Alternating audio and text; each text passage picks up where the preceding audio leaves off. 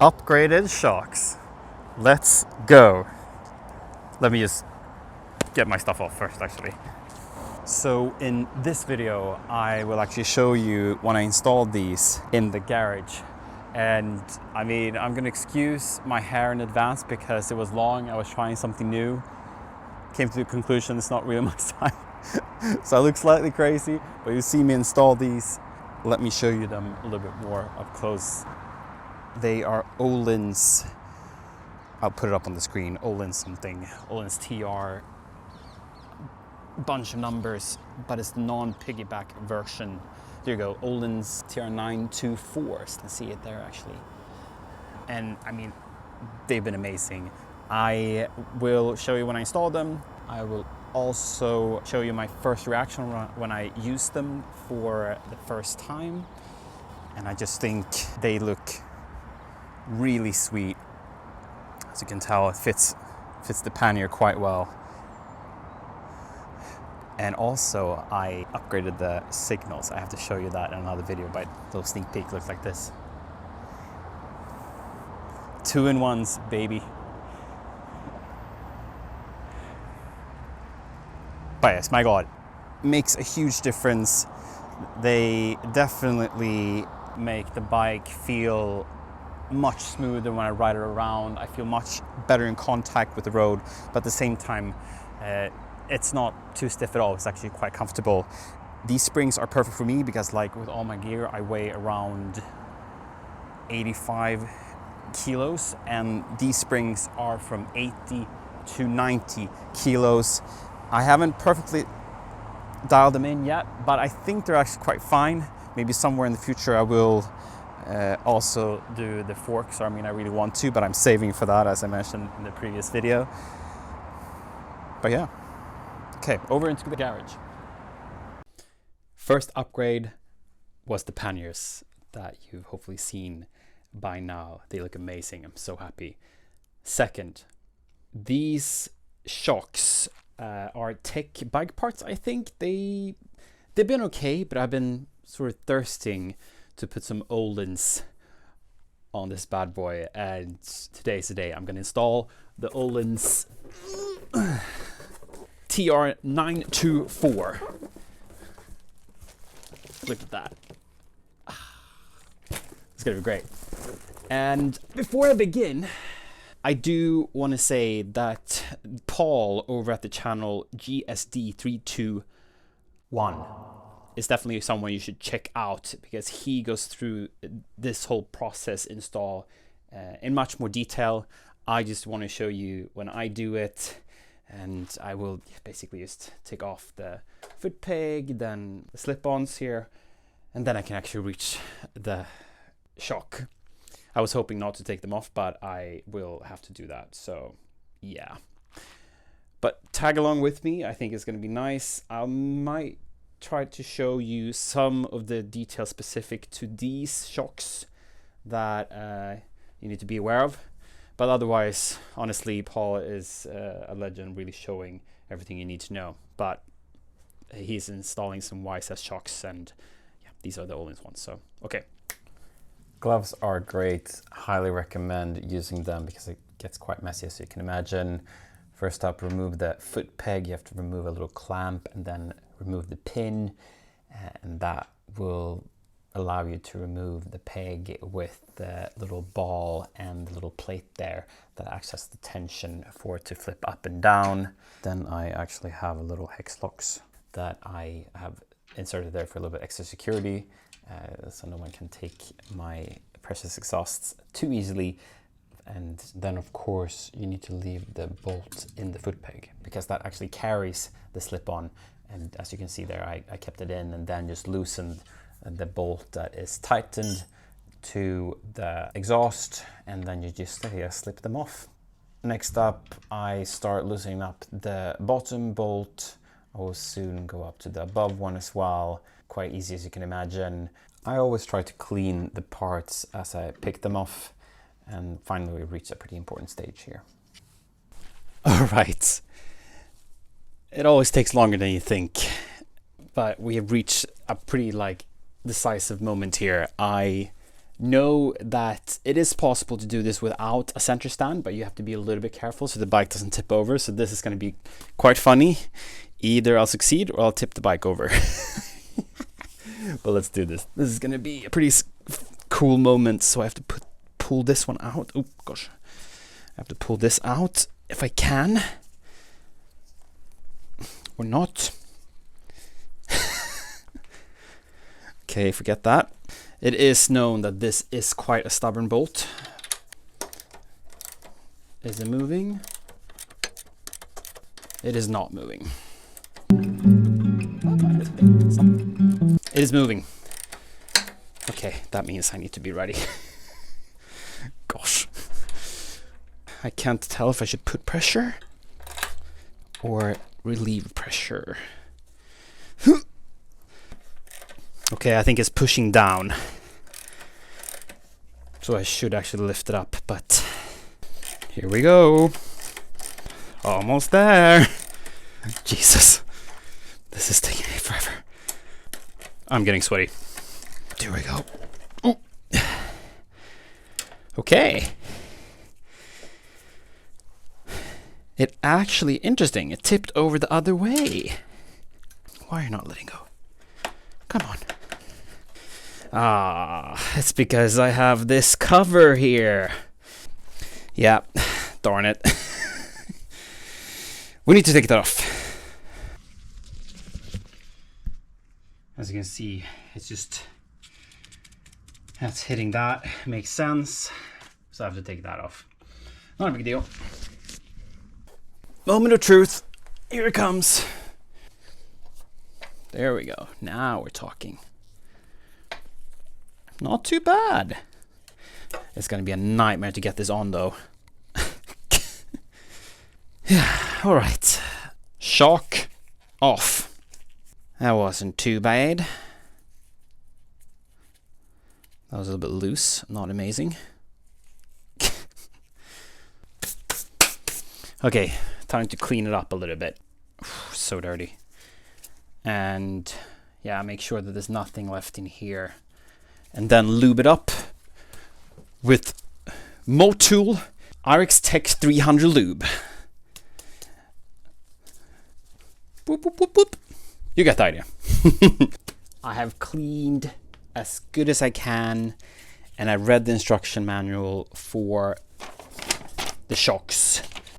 I'll just document this so I believe that I've done it correctly. So you have 3 little parts they have supplied. One sort of washer that goes behind here at the back. Then there's another little washer, looks like that goes up top. And this one is quite special. This one has a little bit of an angle to it. That apparently is that the pointed bit out. So I put it like that from what I have understood. I'm going to put some grease, also what they say, what they recommend you do on the sleeve here, and then also in the eyelets of the shock. Should be all right. When I removed the old shocks, they were quite crusty, so either they never got any lube or they just got too little. So that really shows that you should definitely lube these points of contact for the shocks to protect them. I also want to thank the YouTube channel Average Biker. You should also check him out. He actually talks a lot more about these shocks and like much more in detail what you can do. But yes, we've reached final stage, lubed in there, lubed the spigot, that's what it's called, spigot, and then inside there put the right washers on. And now I'm just gonna lift up the bike and see if I can get this in. This is gonna be tricky. Or not. Or it will be. Yeah, this is the best part, isn't it? Come on, there we go. Okay.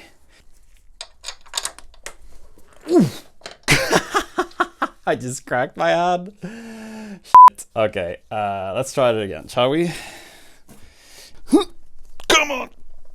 Come on! Oh, darn. Okay, I have to lift it on this side.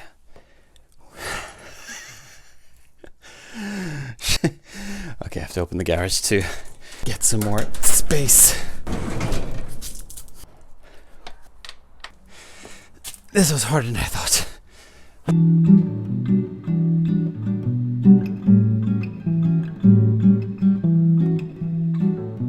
I got it. I just had to lift much more properly. Anyway, sorry I didn't have the energy to put this mic on. Got it now. Now I'm just gonna put Loctite on and tighten everything up to spec. Okay, so the exhaust bolt, that's 10 Newton meters. Foot peg is 24 Newton meters. Upper bolt, 28 Newton meters. Lower bolt is 48. Right, you'll see me time lapse it. It's hilarious to edit this and see how tired I was from trying to get it right and push it into the right position when I could have made it so much easier for myself. Anyway, all bolts went fine. There's nothing specific to highlight except for the exhaust clamp. That's 10 Newton meters and it feels like way too much, but that is what it is. Multiple sources double checked it and it does obviously need to be secure, but yeah, feels a bit weird, but it's correct. Okay, fast forward, put everything back together, did the other side. Looks amazing. I couldn't be more proud. It's very possible to do this without a stand, honestly, without a center stand. You don't need to like be super strong and like lift it. You just have to have the right angles. So I realized that with this side that I actually needed to just sort of, funny enough, push it more towards me, and then I got it in. This side was much easier, that side was much worse. But yeah, super easy. Can't wait to see how it's gonna feel. Look at that. It looks sick. Did a little bit extra greasing here, and yeah, I cleaned up the exhaust as well. But yeah, look at that. Very good. I hope this kind of was a little bit helpful at least, and just filling in a little bit more details. Great. I just took my first ride with the bike and I had a lovely pillion passenger. And I gotta say, even if it was overloaded with the passenger, since I'm perfect weight for these when I'm alone, it still felt honestly amazing. You can tell the difference from just hitting minor bumps. The bike just sort of contacts the road much better, which is, yeah, amazing. Huge difference. It's not as springy as it's been before. I couldn't be happier. This is actually awesome. Now, I'm gonna go back and I'm gonna just talk you through when I ride through it and how it feels when I'm alone, which is gonna be, I think, a new little experience. So join me for my first ever ride on the new shocks. And also, seriously, it looks amazing. It's so good.